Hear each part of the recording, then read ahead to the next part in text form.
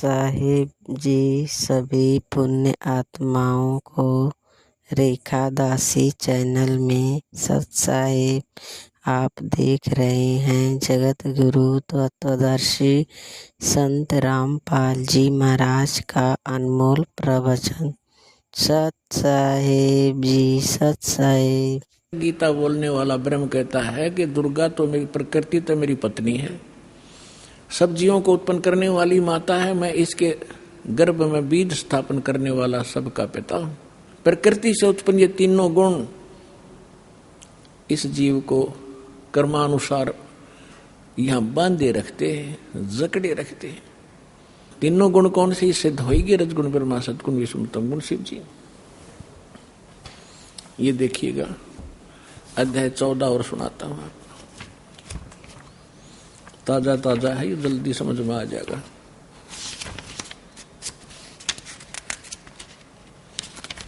ये देखिएगा गीता अध्याय नंबर, श्रीमद् भगवत गीता अध्याय नंबर 14 का और श्लोक नंबर 3 में, हे अर्जुन, मेरी महत माने प्रधान ब्रह्म, मेरी महत रूप मूल प्रकृति संपूर्ण भूतों की योनि अर्थात गर्भाधान स्थान है। मैं उस योनि में चेतन यानी गर्भ को स्थापन करने वाला तत् करता हूं। उसके संयोग से जड़ते इतने से नहीं, सब भूतों की, सब प्राणियों की उत्पत्ति होती है। 4 में क्या कहा है? हे अर्जुन, नाना प्रकार की सब योनियों में जितनी मूर्तियां अर्थात शरीरधारी प्राणी उत्पन्न होते हैं, प्रकृति दुर्गा, प्रकृति यानी दुर्गा उन सब की गर्भ धारण करने वाली माता है और मैं बीज स्थापन करने वाला पिता हूं। और 5वें में क्या कहा है? हे अर्जुन, सतगुण, रजगुण और तमगुण ये प्रकृति से उत्पन्न, दुर्गा से उत्पन्न ब्रह्मा विष्णु महेश, विष्णु ब्रह्मा महेश तीनों गुण, ये तीनों देवता अविनाशी जीव आत्मा को शरीर में बांधते हैं। अब इसने काल ने हमें मूर्ख बनाने के लिए ब्रह्मा विष्णु महेश के सिर ठेकरा फोड़ दिया कि ये तीनों देवता ही सबको यहां फंसा कर रखते हैं। परमात्मा ने आकर बताया, ब्रह्मा विष्णु महेश्वर माया और ये धर्म राया कहिए, इन पांचों मिल परपंच बनाया, वाणी हमरी लइए। ब्रह्मा विष्णु महेश दुर्गा और काल ने इन पांचों ने मिलकर ये परपंच रच रखा है। हमारी बात को गहराई से सोचियो बच्चों, परमात्मा ने कहा। अब ये सिद्ध हो ही रहा है, ये पांचों मिलकर जकड़े बैठे हमारे को। इन पांचों मिल जीव अटकाए, युगन युगन हम आन छुटाए, बंदी छोड़ हमारा नामम, अजर अमर है अस्थिर ठामम, अमर करूं सतलोक पठाऊं, ताते बंदी छोड़ कहाऊं। यहाँ पवित्र शिव पुराण को हमने फिर उठा लिया, श्रीमद् भगवत गीता को रख दिया, उसमें से इतना ही लेना था। अब देखिएगा, ये संक्षिप्त शिव पुराण हम पढ़ रहे हैं और 100 पृष्ठ पे पढ़ रहे थे। यहां आगे थे हम,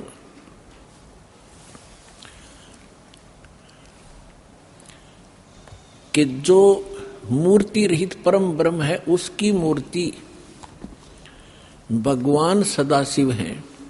अर्वाचीन और प्राचीन विद्वान उन्हीं के ईश्वर कहते हैं। उस समय एकाकी रहकर स्वेच्छानुसार विहार करने वाले सदाशिव ने अपने विग्रह से स्वयं ही एक स्वरूप भूता शक्ति की सृष्टि की, जो उनके अपने श्रीअंग से कभी अलग होने वाली नहीं थी।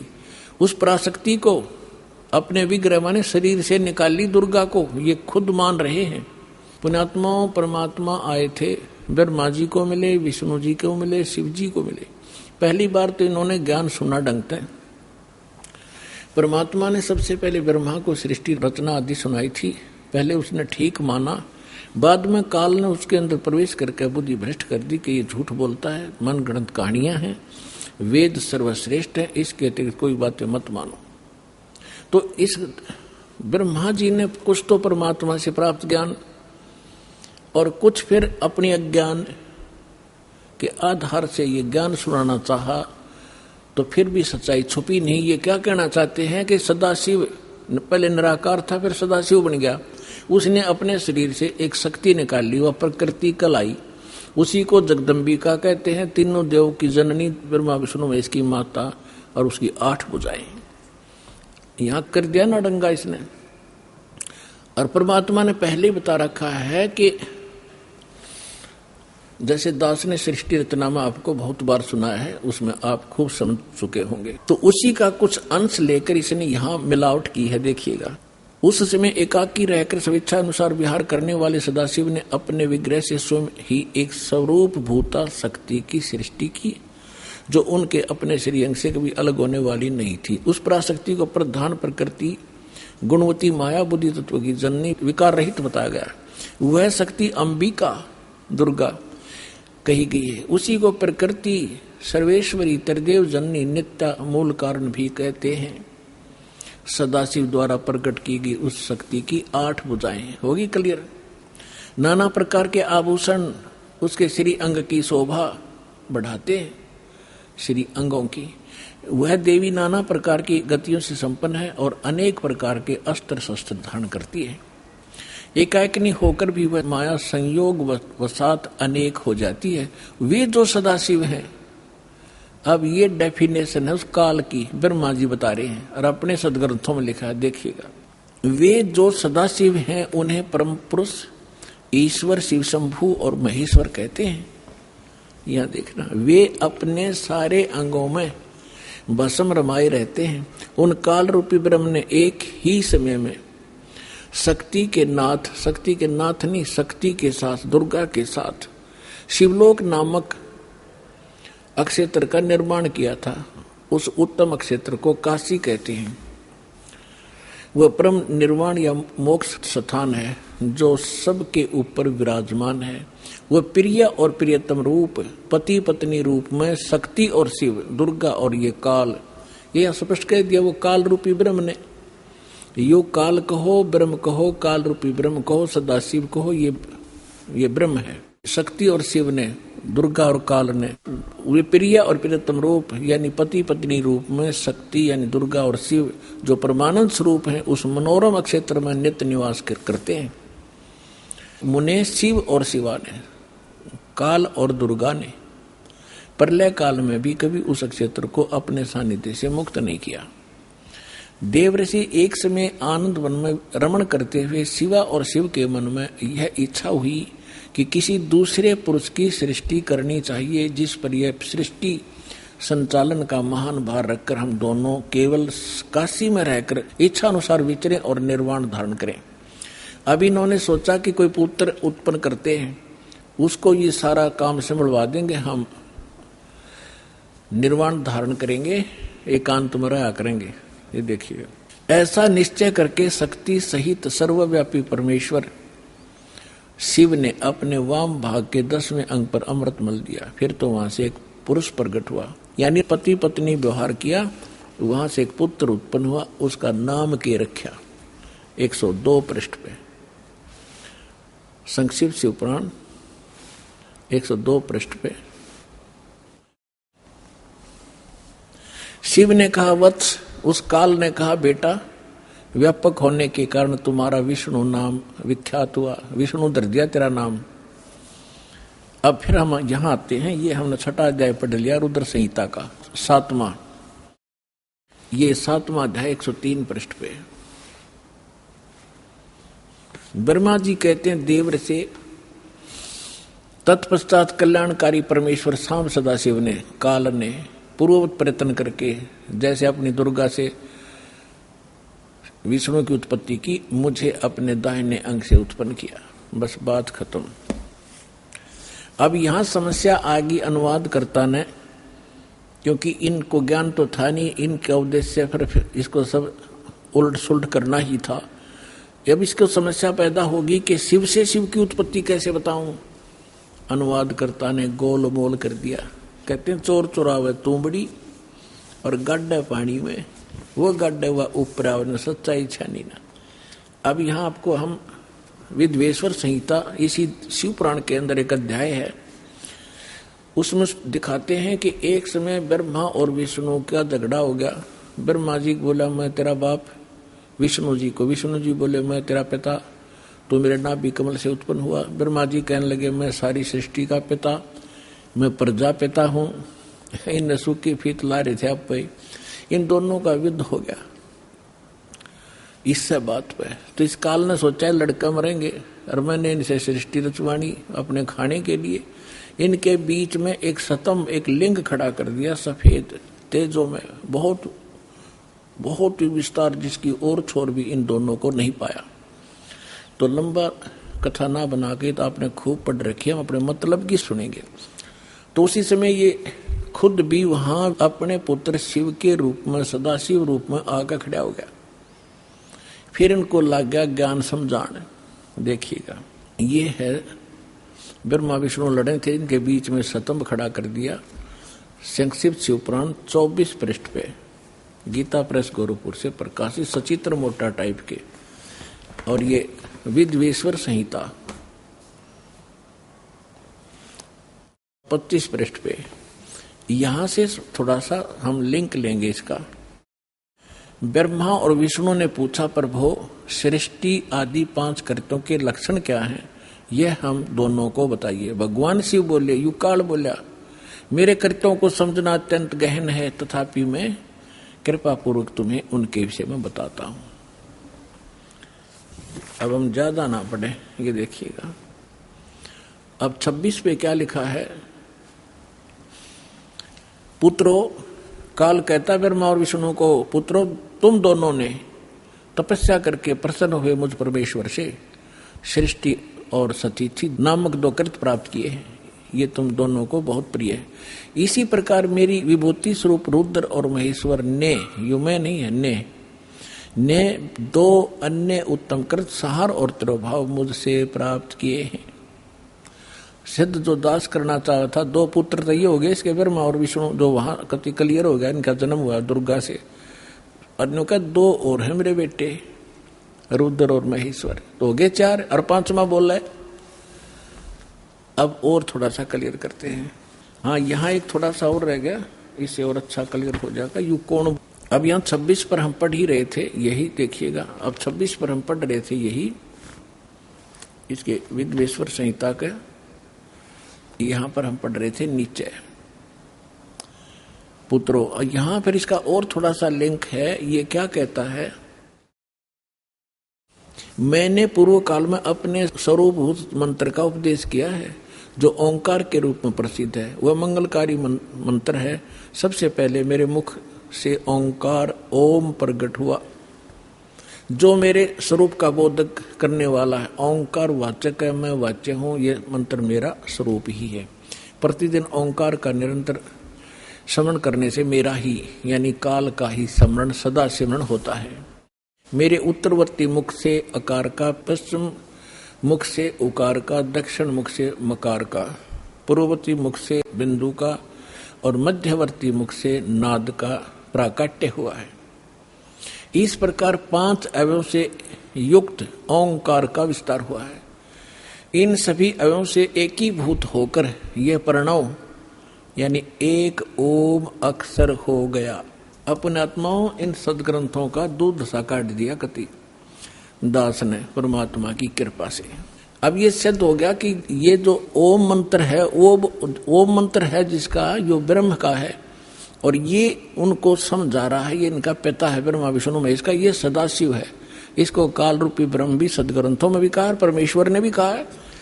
अब श्रीमद् भगवत गीता अध्याय नंबर 8 के श्लोक नंबर 13 में भी गीता यही ज्ञान दे रहा है और कह रहा है मेरा एक ओम मंत्र है। ये देखिएगा गीता अध्याय नंबर 8 का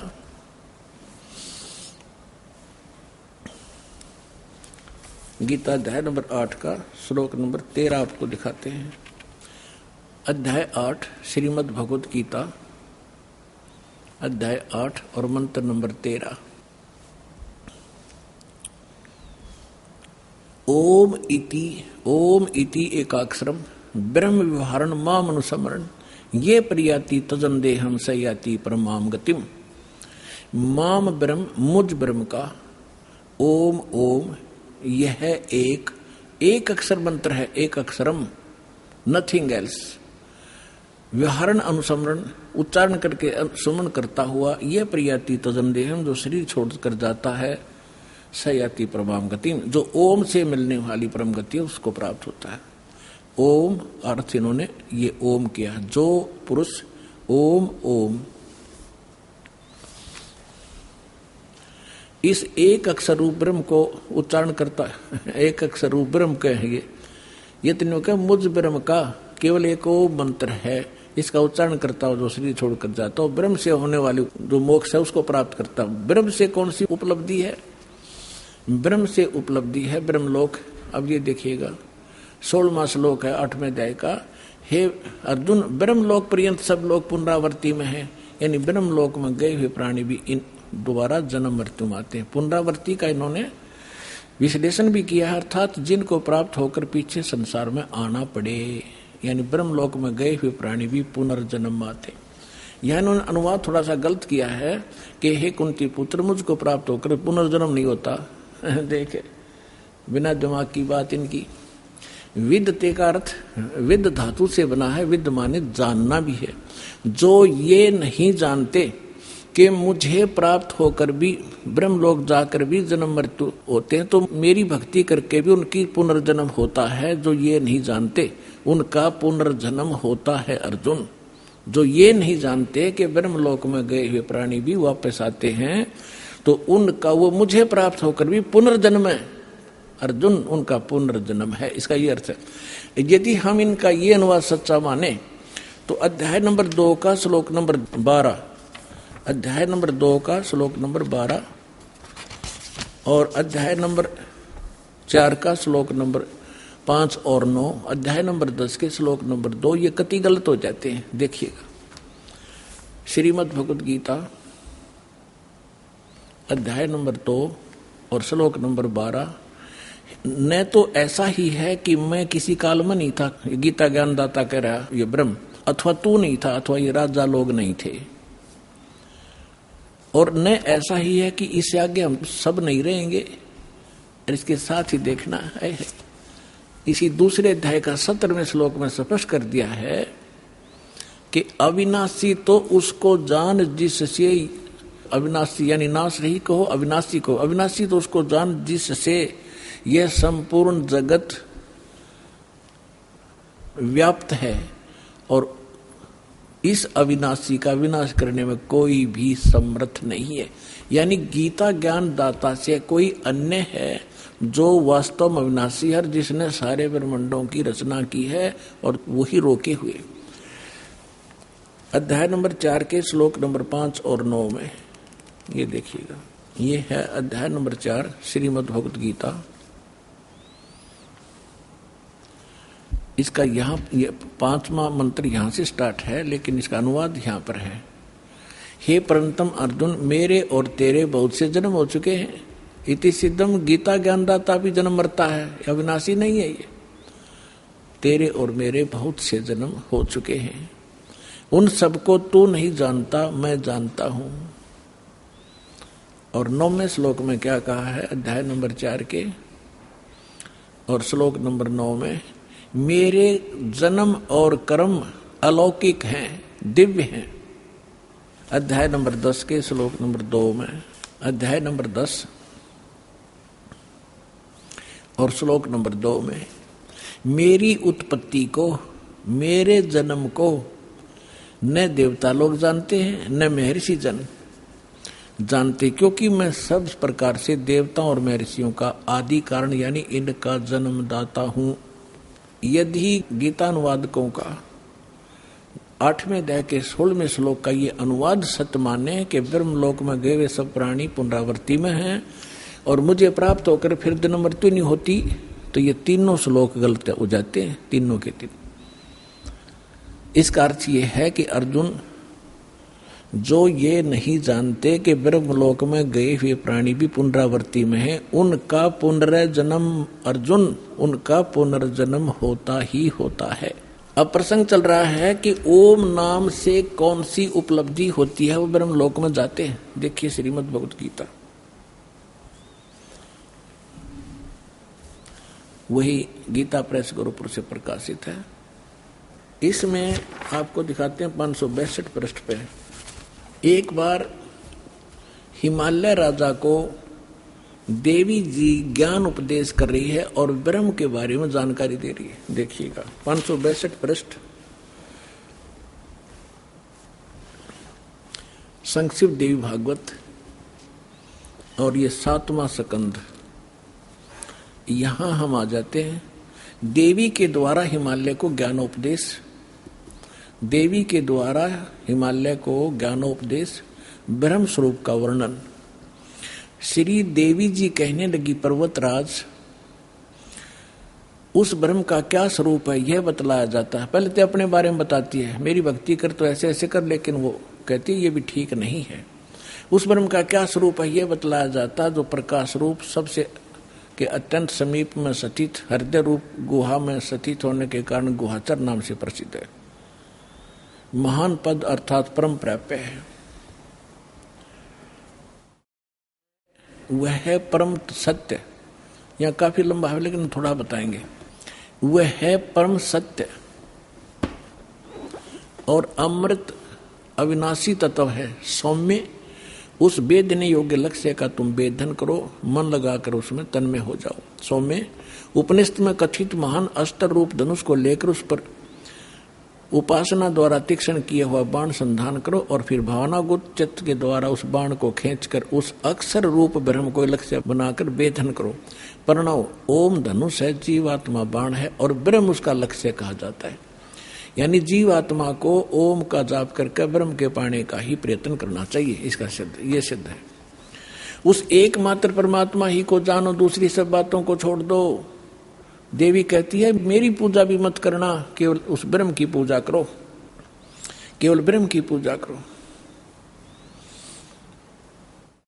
उस एकमात्र परमात्मा ही को जाने, दूसरी सब बातों को छोड़ दे। यही अमृत रूप परमात्मा के पास पहुंचाने वाला पुल है। संसार रूपी समुद्र से पार होकर अमृत स्वरूप परमात्मा को प्राप्त कराने का यही सुलभ साधन है। इस आत्मा का, इस परमात्मा का ओम के जप से के साथ ध्यान करो, ओम का जाप करो। इससे अज्ञान में अंधकार से सर्वथा परे और संसार समुद्र से उस पार जो ब्रह्म है उसको पा जाओगे, तुम्हारा कल्याण हो। ओम नाम का जाप करो और ब्रह्म को प्राप्त हो जाओगे। वो ब्रह्म कहाँ रहता है? वह है, यह सबका आत्मा ब्रह्म, ब्रह्मलोक रूप दिव्य आकाश में स्थित है, ब्रह्मलोक में रहता है। यानी ब्रह्म का साधक, ब्रह्म का साधक ओम नाम का जाप करने वाला ब्रह्मलोक में जाता है। गीता अध्याय नंबर 8 के श्लोक नंबर 16 में क्लियर कर दिया है कि ब्रह्मलोक में गए हुए प्राणी भी पुनरावृत्ति में। और अब ये गीता ज्ञानदाता ब्रह्म है, ये क्या कहता है? अब गीता ज्ञानदाता कहता है कि अर्जुन, उस सच्चिदानंद घन ब्रह्म ने जो अपने मुख कमल से ज्ञान बोला वो वास्तविक ज्ञान है, वो तत्व ज्ञान है। उसमें विस्तार के साथ उस परम पिता के पाणी की जानकारी है। उसको तत्वदर्शी संतों से जाकर समझ, उनको दंडवत प्रणाम करने से, कपट छोड़कर प्रसन्न करने से वो तत्वदर्शी संत तुझे परमात्म तत्व का ज्ञान कराएंगे। चौथे अध्याय के 32 और 34 श्लोक में। 15वें अध्याय के 1 से लेकर 4 का सारांश है कि उल्टे लटके हुए संसार रूपी वृक्ष है, पीपल का वृक्ष समझो, ऊपर को जड़ नीचे को 3 गुण रूपी शाखा है। और जो संत इस उल्टे लटके हुए संसार रूपी वृक्ष की सभी टहनियों समेत बता देगा, सब विभाग बता देगा, वो तत्वदर्शी संत है, वह वेदवित है।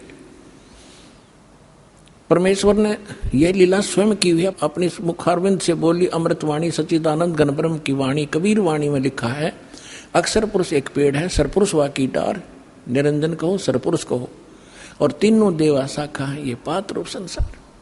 15वें अध्याय के 4 श्लोक में कहा कि जब तत्वदर्शी संत तुझे मिल जावे, उसके पश्चात परमेश्वर के उस परम पद की खोज करनी चाहिए, जहां जाने के बाद साधक फिर लौटकर कभी संसार में नहीं आते।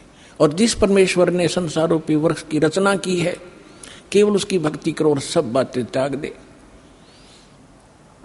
18वें अध्याय के 62वें श्लोक में कहा कि अर्जुन तू सर्वभाव से उस परमेश्वर की शरण में जा, उस परमेश्वर की कृपा से तो परम शांति को, सनातन परम धाम को प्राप्त होगा। तो इससे सिद्ध हो गया कि गीता ज्ञानदाता से अन्य कोई और परम शक्ति है, और गीता ज्ञानदाता भी जन्म मृत्यु के अंदर आता है और ब्रह्म का उपासक ब्रह्म लोक में जाता है, और ब्रह्म से यही एक परम गति होती है, ब्रह्म लोक प्राप्ति होती है। अब हम आते हैं उसी प्रसंग पर जो आज दास आगे बढ़ाना चाह रहा है। 3 देव की जो करते भक्ति, उनकी कदे ना होवे मुक्ति। इन तीनों देवताओं की जो भक्ति करते हैं उनकी कभी मोक्ष नहीं होता। 3 देवता रजगुण ब्रह्मा सतगुण विष्णु तम गुण शिव जी। स्पष्ट हुआ, अभी प्रमाण दिया था कि रजगुण ब्रह्मा है, सतगुण विष्णु तम गुण शिव जी। मार्कंडेय पुराण प्रश्न नंबर 123 से, और खेमरा श्री कृष्ण दास प्रकाशन के प्रकाशित देवी भागवत के 5वें अध्याय का 8वें श्लोक में वो स्पष्ट कर दिया। शंकर जी कहते हैं, माता आपने हमें क्यों तमोगुण बना दिया, ब्रह्मा जी को रजोगुण और विष्णु जी को सतोगुण क्यों बनाया। इति सिद्धम रजगुण ब्रह्मा सतगुण विष्णु तम गुण शिव जी। अब हम गीता अध्याय नंबर 7 को फिर पढ़ेंगे। देखिए,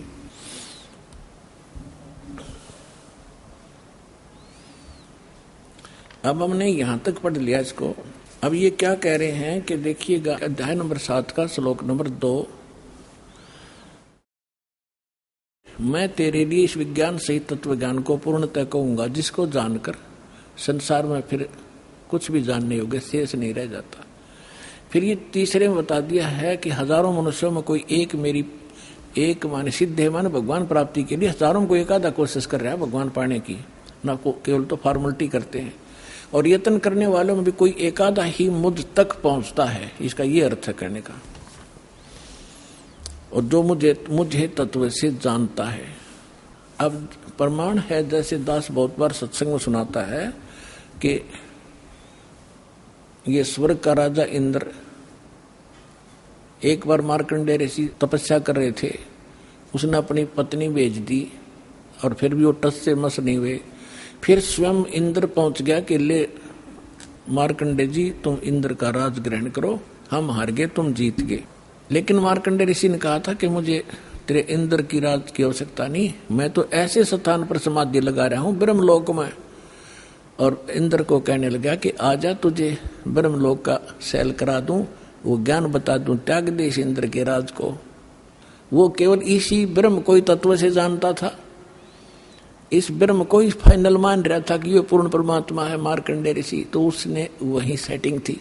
तो ये कहना चाहता है कि जो मुझे ही फाइनल मान रहा है तो मेरी भक्ति करता है, वो भी हजारों में कोई एक आधा, नहीं तो नीचे के देवी देवताओं तक सीमित है लोग। ये सारा इस 7वें अध्याय का ये निष्कर्ष समझ लेना। फिर आगे देखिएगा, इसी 7वें अध्याय का ये 4था और 5वां श्लोक आपको बता, ये पृथ्वी जल अग्नि वायु आकाश मन बुद्धि अहंकार भी इस प्रकार ये 8 प्रकार से विभाजित मेरी प्रकृति यह तो जड़ प्रकृति है अपरा, और हे महाभाव से दूसरी जिसे सारा संपूर्ण जगत धारण किया जाता है मेरी चेतन प्रकृति जीव रूपा, ये चेतन प्रकृति समझो। अब 6ठे में कहा है, ऐसा समझकर संपूर्ण भूत सभी प्राणी इन दोनों प्रकृतियों से मैं संपूर्ण जगत का प्रभाव अर्थात प्रलय का कारण हूं, इनका जन्म और इस सब का मैं ही कारण हूं। अब हम यहां आ जाते हैं, अब हम ज्यादा ना पढ़े, सो देख 7वें में क्या कहा कि अर्जुन मैं बुद्धिमानों की बुद्धि और बलवानों का बल हूं, संपूर्ण प्राणियों का सनातन बीज मुझको जान, और बुद्धिमानों में बुद्धि तेजों का तेज मैं ही हूं। और 11वें में क्या कहा है कि हे भरत श्रेष्ठ मैं बलवानों का आसक्ति और कामना से रहित बल अर्थात सामर्थ्य हूं। कहने का भाव ये है कि मैं बलवानों का बल और बुद्धिमानों की बुद्धि इनकी मेरे हाथ में है। जैसे महाभारत के अंदर अर्जुन को बल दे दिया, ना जाने कितनी हत्या कर डाली, और जब श्री कृष्ण जी का वध कर दिया एक शिकारी ने, और सारे या दो लड़के मर गए कट के जमुना के किनारे पे, तो फिर अर्जुन सभी गोपियों को लेकर आ रहा था, द्वारका की सभी स्त्रियों को कृष्ण जी के आदेश अनुसार। उसके पास वही धनुष था जो महाभारत में उसने करोड़ों जीव मार दिए थे, और रास्ते में बिल्लों ने पीटा, सारी कुछ औरतों को भी ले गए घसीट के, उनके गहने तोड़ ले गए, लूट ले गए। अर्जुन खड़ा खड़ा कांपा, उसका हाथ नहीं उठा। तो जब वो जा लिए, जब उसकी बुद्धि ने काम किया कि कृष्ण ने हमारे साथ सदा धोखा ही धोखा दिया, जब मुझसे नाश कराना था महाभारत में, जब तो ताकत दे दी, ना जाने कितने जीव मार दिए मैंने कति उछल उछल के, और आज मैं खड़ा खड़ा पिट रहा हूं, मेरे हाथ भी ना उठते। तो यहां परमात्मा कहता है तुमने नंबर गलत मिला रखा है, तुम श्री कृष्ण को दोष दे रहे हो। श्री कृष्ण दोष ये नहीं था, ये काल है सारा जड़, इस बीमारी की जड़ ये काल है, ये करवा रहा है। ये खुद कहता है बुद्धिमानों की बुद्धि और बलवानों का बल मैं हूं। श्री रामचंद्र जी की सीता उठी विष्णु जी की, अब उसने खुद नहीं मालूम सीता ने कौन उठा ले गया, बुद्धि ऑफ कर दी।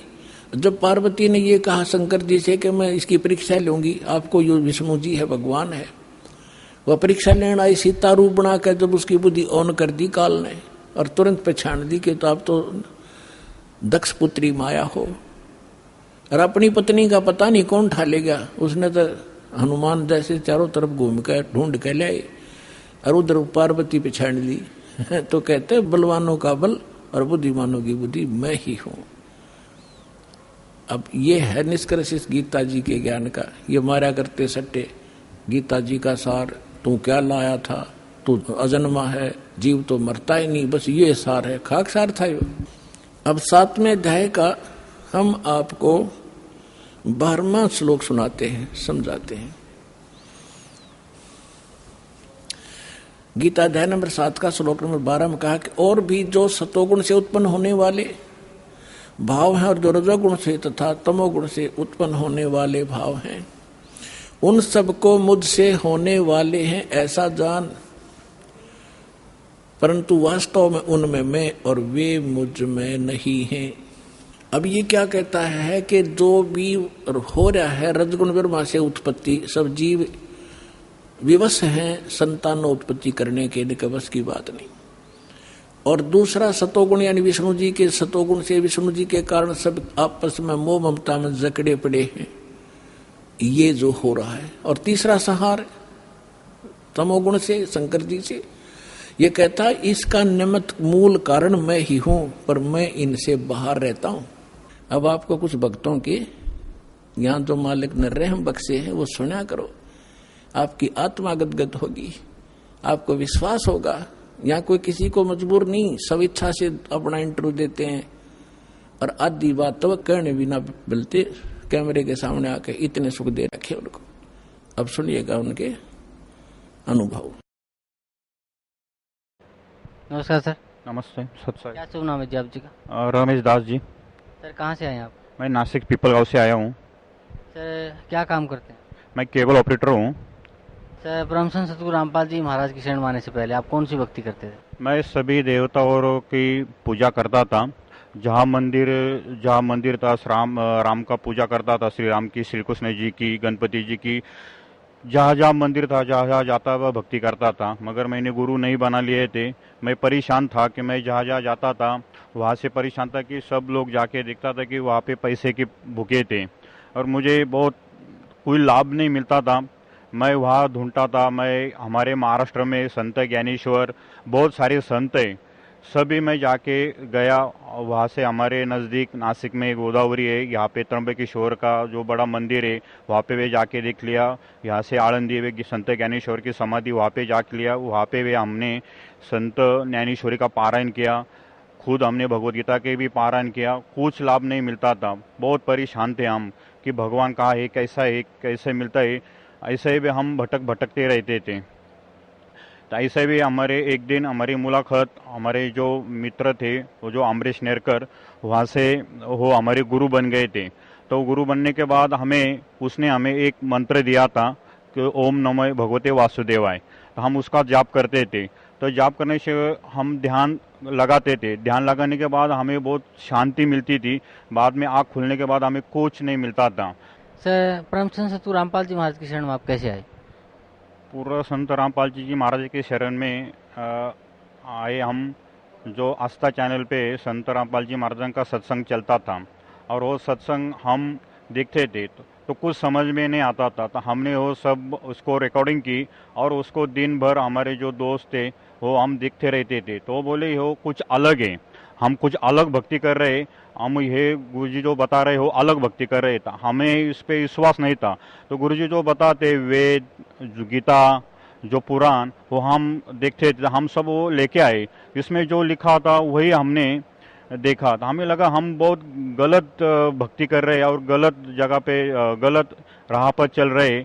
ये तो बहुत कुछ अलग है। जो हमारे जो दोस्त थे अमरीश नेरकर बोले हम एक बार गुरुजी से मिलेंगे, पता चलेंगे। बाद में गुरुजी पुणे में आ गए और हम वहाँ पे वो चले गए। वहाँ से चलने के बाद उसने बोला कि आज से जो भी कुछ हम पूजा कर रहे थे वो सब बंद कर दो और जो गुरुजी ने बताया है वही हम भक्ति करेंगे। तो हमें कुछ समझ में नहीं आ रहा था कि कैसे भक्ति करेंगे, क्या होता है क्या नहीं। तो एक बार नासिक में 2004 में गुरुजी नासिक में आ गए तो हम वहाँ पे चले गए। वहाँ चलने के बाद हमने पूरा 3 दिन का सत्संग सुना और वहाँ से हमने नाम लिया। तो हमारा पूरा परिवार था इसमें जुड़ गया। वहाँ से हम 2004 में पूरा परिवार ने हमने नाम ले लिया।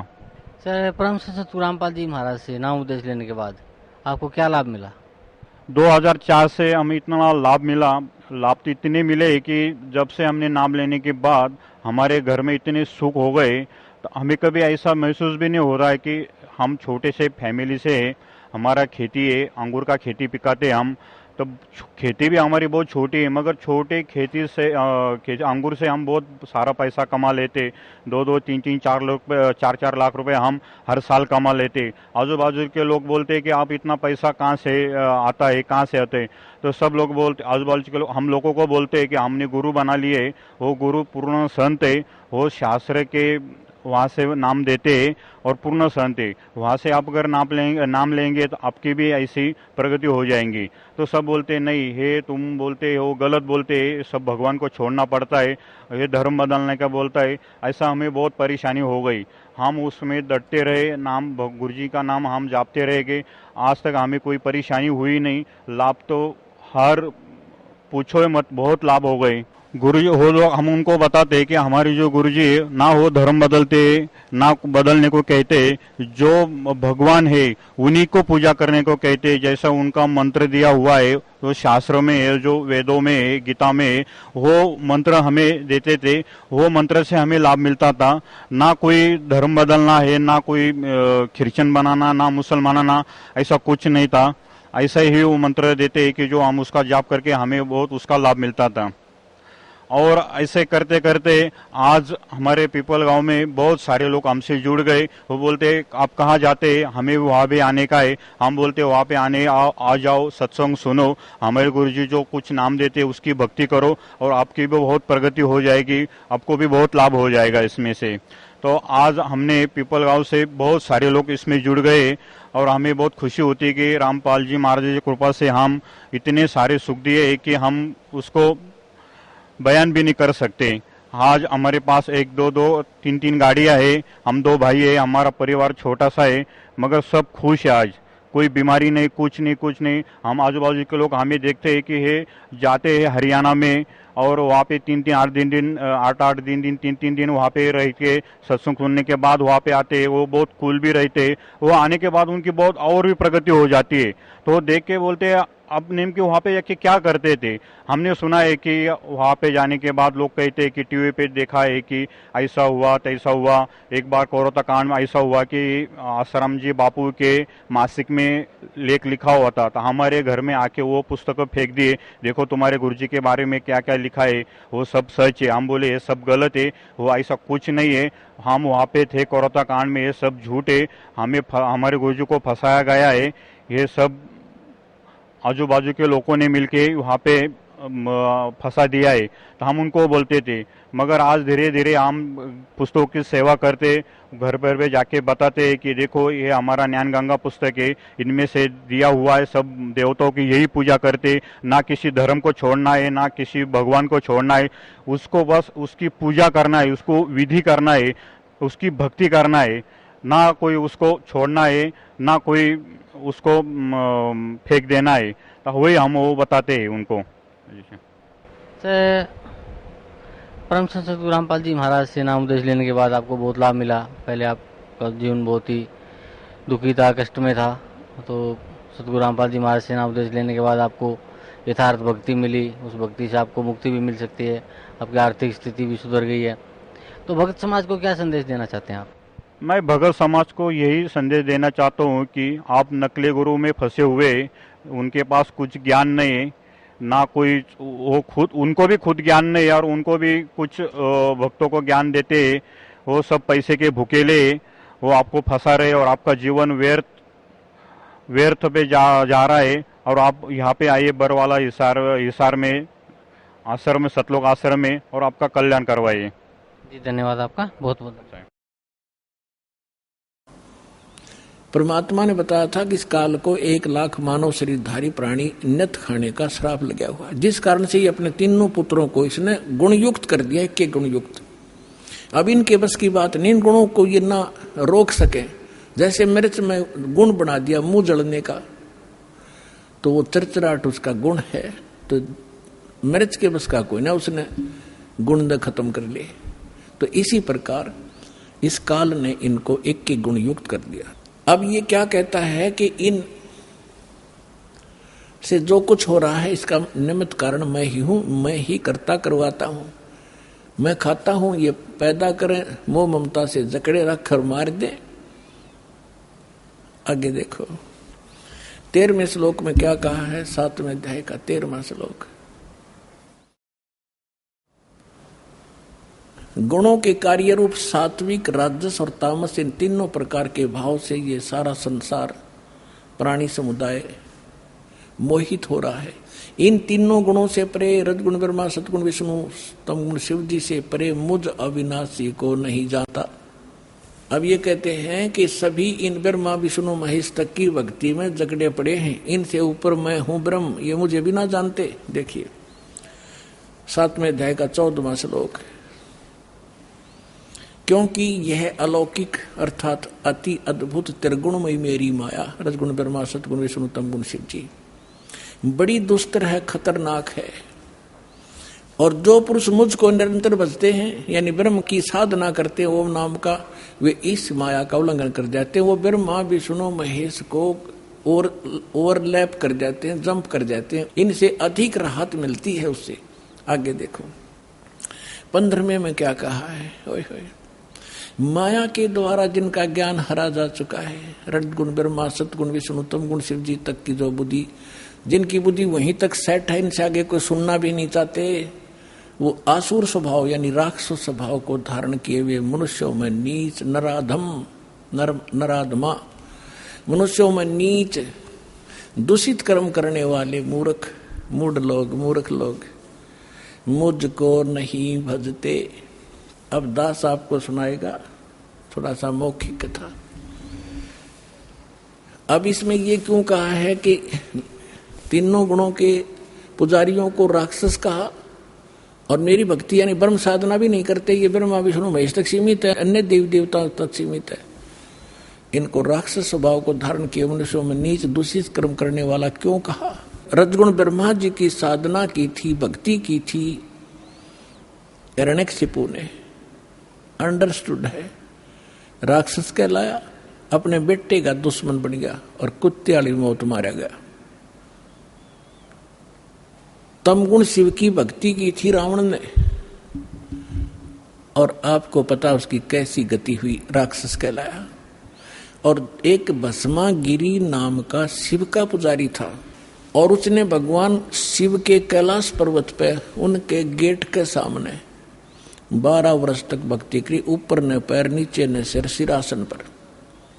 एक दिन पार्वती ने प्रार्थना की, आप तो महादेव हैं, समर्थ हैं, आपका पुजारी क्या मांगता है, दे दे इस बालक को। भगवान शिव ने कहा कि मांग भस्मागिरी, क्या मांगता है। भस्मागिरी ने कहा ऐसे नहीं, आप वचनबद्ध हो तब मांगू। भगवान शिव ने कहा कोई मांग ले, हो गया वचनबद्ध। तो उस भस्मागिरी ने कहा कि आप मुझे अपना भस्म कंडा दे दो। भगवान शिव के पास एक ऐसा कड़ा था जो हाथ में पैर के रखा करते, वो ऐसी सिद्धि युक्त कर रखा था कि जिसके सिर पर न्यू कर दे न्यू कह दे भस्म, वो मर जाता था, भस्म हो जाता था। और इस बात का ज्ञान था भस्मागिरी को। ये गिरी, पुरी, नागा, कनपाड़े नाथ, ये सारे के सारे 10 नामी ये शिव के पुजारी हैं, सन्यासी। तो भगवान शिव ने सोचा ले जंगल में रहता है, अपने बचाव के लिए राक्षसों से लेता होगा, निकाल कर दे दिया भोलेनाथ ने। अब जो ही भस्मागिरी के हाथ में भस्म कड़ा आ गया, उसी समय आंख बदल गया और हंसा न उठा का मार के, ले होले शंकर होशियार, तुझे मारूंगा, तुझे भस्म करूंगा और पार्वती को अपनी पत्नी बनाऊंगा। मैं इसी उद्देश्य से साधना कर रहा था। अपने आत्मा शंकर जी को मृत्युंजय, कालज्ञ, अविनाशी, सर्वेश्वर, सबका मालिक, अंतर्यामी, पता नहीं क्या क्या संज्ञा दिया करते। सूक्ष्म वेद में कहा है कि यदि ये इस अंतर्यामी थे, क्या उस दुष्ट के मन की नहीं जान सकते थे क्या बकवाद लेकर साधना कर रहा है। अविनाशी होते तो क्यों भाग लिए उसके आगे। आगे आगे भगवान हर पीछे पीछे पुजारी, दोनों जहां 100 की स्पीड पे। अब परमात्मा ने इनकी रक्षा करते हैं मालिक आकर, जब ये हृदय से पुकारते हैं, आपत्ति में होते हैं, ये भी उसी के बच्चे। तो परमात्मा ने पार्वती रूप बनाया, भस्मागिरी और शंकर जी के बीच में खड़े हो गए और कहा संकेत से कि आ जाओ, यहां खड़े हो जाओ। अब भस्मागिरी ने सोचा भी बिल्कुल ठीक है, कड़ा मेरे पास है, शंकर जी तो रुका नहीं, अभी 100 किलोमीटर तो रहे, मैं इतने 2 बात कर लेता हूं। वो खड़ा हो गया। पार्वती बोली आजा, ठीक है, वो तो आएंगे नहीं अब आपके पास, आप मुझे कुछ डांस करके दिखाओ ताकि मैं प्रसन्न हूं। तो वो कहने लगा मैं साधु संत तपस्वी आदमी, मैंने डांस नहीं आता। पार्वती बोली मैं सिखाऊंगा। भगवान बोले पार्वती रूप में कि चलो मैं सिखाता हूं, इस हाथ को ऐसे कर, इस पैर ने ऐसे कर, ऐसे कर। जब ऊपर करवा लिया ना, जिस हाथ में कड़ा लिए रहा था और कह दिया भस्म, रिमोट दबा दिया उसका, भस्मा गिरी, भस्म हो गया। उसके बाद वो भस्मा असुर कहलाया, भस्मा राक्षस। फिर कड़े को लेकर भगवान शिव का दिल डटा। जब उसने राख देख ली ना शंकर भगवान ने इसकी भस्मासुर की, जब दिल की धड़कन, उसका पल्स रेट सेट हुआ था। ये तो इन 2 गुणों के पुजारियों की दशा दिखा दी, सुना दी। अब वैष्णो जी के पुजारियों की और कथा सुनाते। एक बार कुंभ का मेला भरा था हरिद्वार में। उस समय ये सभी गिरिपुरी जितने भी ये त्रिगुण उपासक हैं, अपने अपने ग्रुप में जाकर वहां इकट्ठे हो जाते हैं। पुरियों में पुरी, गिरियों में गिरी, नाथों में नाथ, ओगड़ों में ओगड़, नागाओं में नागा, वैष्णो में वैष्णो। और जो नहाने का ये समय निर्धारित करते हैं, हर की पैड़ी के ऊपर वो पर भी लगी थी। इनका अपना बनाया बस है ये मनगढ़ंत कहानियां। फिर भी उस अनुसार वो उस नहाने के लिए सबसे पहले नागा पहुंच गए हर की पैड़ी के ऊपर। पीछे तागे वैष्णो जो विष्णु जी के उपासक सतोगुण के। अब उन्होंने कहा कि नागाओं तुम बाद में स्नान करना, हम सर्वश्रेष्ठ हैं, हम भगवान विष्णु के उपासक हैं और हम पहले स्नान करेंगे, हम प्रथम स्नान करेंगे।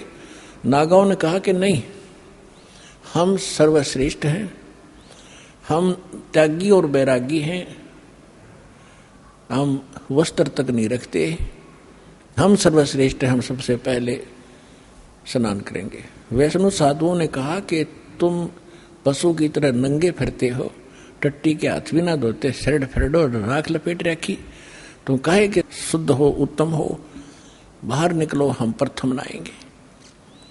अब इतनी अकल थी इन लोगों में।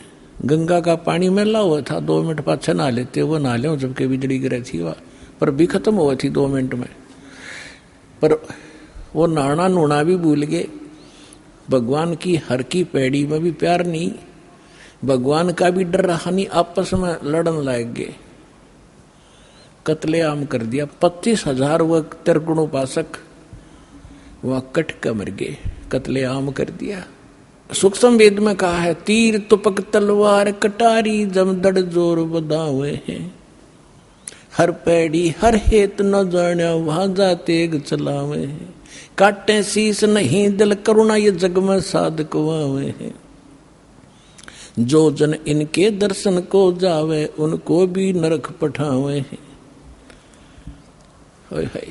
कहते हैं हर पैड़ी हर हेत ना जाने, और वहां कर्द ठोके एक दूसरे ने कत्लेआम करें, और काटे शीस नहीं दिल करुणा, इनमें दया नहीं राक्षसों में।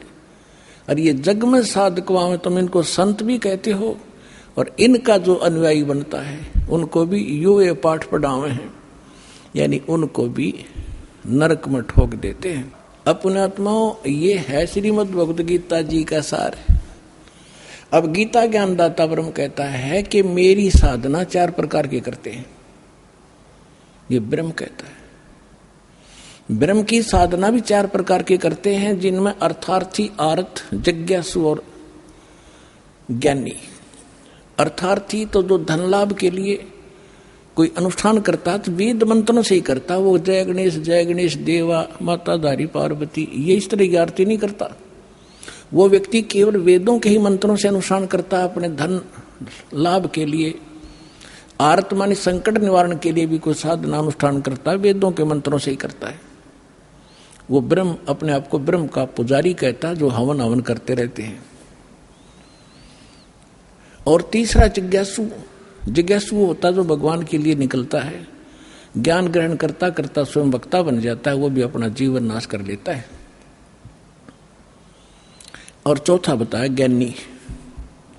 ज्ञानी उसको कहते हैं जिसको ये पता हुआ कि मनुष्य जीवन बार बार नहीं मिलेगा, और मनुष्य जीवन का मूल उद्देश्य केवल आत्म कल्याण कराना है, और जन्म मृत्यु जब तक नहीं समाप्त होगी, जरा मरण का रोग नहीं कटेगा, तो कोई फायदा नहीं इस जीवन का। उनको ये भी ज्ञान हो जाता है कि पूर्ण मोक्ष इन देवी देवताओं की पूजा से नहीं होगा, वो ज्ञानी कहलाते हैं। वो परमेश्वर से, परम अक्षर ब्रह्म से, पूर्ण परमात्मा से ही संभव है, इतना उनको ज्ञान हो जाता है। लेकिन ये ज्ञान तो हो गया, लेकिन उस रोग का नाश की दवाई उनके पास थी नहीं। ये तो उनको पता लग गया कि देवताओं से मोक्ष नहीं होगा, लेकिन होगा पूर्ण ब्रह्म से। उन्होंने गलती से आप पे निष्कर्ष करके यजुर्वेद अध्याय नंबर 40 के मंत्र 15 में देख लिया, ओम कर्तु समर कल्बे समर कर्तुम समर वायु अनिलम अथिदम भस्मांतम शरीरम। जैसे गीता अध्याय नंबर 8 के श्लोक नंबर 13 में आपको दिखाया था, यही जो का तो वही मंत्र का सारांश है कि अंतिम सांस तक ओम नाम का जाप करते हुए जो शरीर छोड़कर जाता, उसका अमृतम, उस ओम से होने वाली जो परम गति है वो प्राप्त होती है। इसलिए ओम कर्तु समर, ओम नाम का जाप काम करते करते श्रवण करो, विशेष कसक के साथ श्रवण करो, और मनुष्य जीवन का मूल कर्तव्य जानकर ओम का श्रवण करो।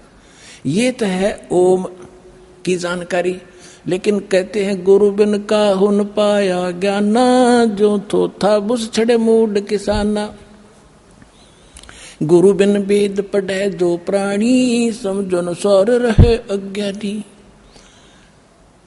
40वें अध्याय यजुर्वेद के 10वें मंत्र में कहा है कि कोई तो परमात्मा को संभवात कहता है। संभवात माने उत्पन्न होने वाला राम और कृष्ण रूप में, यानी अवतार धारता है। कोई कहता वो असंभवात, वो कभी जन्म नहीं लेता, जन्मा है, वो तो निराकार है। वो परमात्मा कैसा है उसकी जानकारी धीराणाम तत्वदर्शी संत बताते हैं, उनसे सुनो। वेद ज्ञानदाता भी वही है, गीता ज्ञानदाता भी वही है।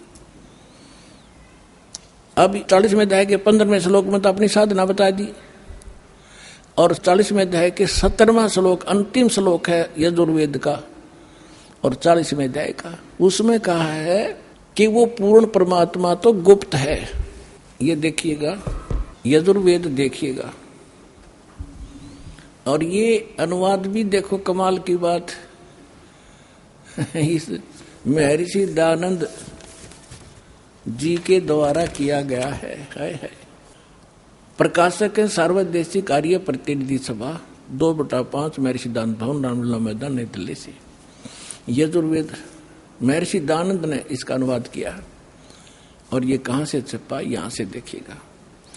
अब इसका हम अंतिम 40वां अध्याय है, इसका थोड़ा सा हिंट देंगे 10वें श्लोक का। ये 44वां अध्याय माने 40वां अध्याय यजुर्वेद का।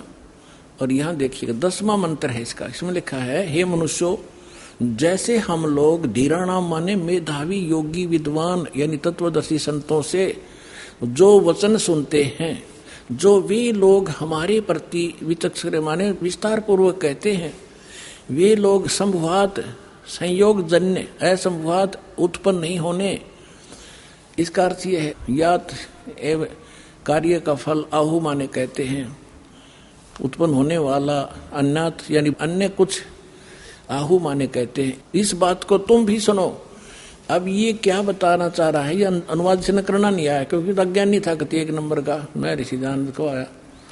इसका अर्थ है, वेद ज्ञानदाता कहता है कि कोई तो परमात्मा को संभवात कहता है, जन्म लेने वाला, और को असंभवात। देखो असंभवात माने उत्पन्न नहीं होता, असंभवात जन्म लेने वाला, इसका अर्थ यह है। तो जो धीराणाम तत्वदर्शी संत जो बताते उनसे सुनो, इनसे नहीं, इनकी बात मत मानो। वो तत्वदर्शी संत बताएंगे परमात्मा कैसा है, वो जन्म लेता है या नहीं लेता है। आगे वेद ज्ञान दाता अपनी बताता है कि मेरा ओम नाम है। 15वां अध्याय इसमें है, वायु अनिलम अमृतम अथिदम भस्मांतम शरीरम, भस्मांतम शरीरम। ओम करतो समर किलबे समर और करतुम समर। इसने तक ज्ञान इनके में करना आया था ही नहीं। देखिएगा, करतो माने काम करने वाले जीव, तू शरीर छूटते समय ओम इस नाम वाच्य ईश्वर को स्मरण करे। देख इन्होंने लिखा ओम का स्मरण करे, इस जिसका ओम नाम है ना उसका स्मरण कर। जबकि इसका सीधा अर्थ बनता है ओम करतो समर, ओम नाम का जाप काम करते करते स्मरण कर, विशेष कसक यानी श्रद्धा के साथ स्मरण कर, और मनुष्य का मूल कर्तव्य जानकर इसका स्मरण कर।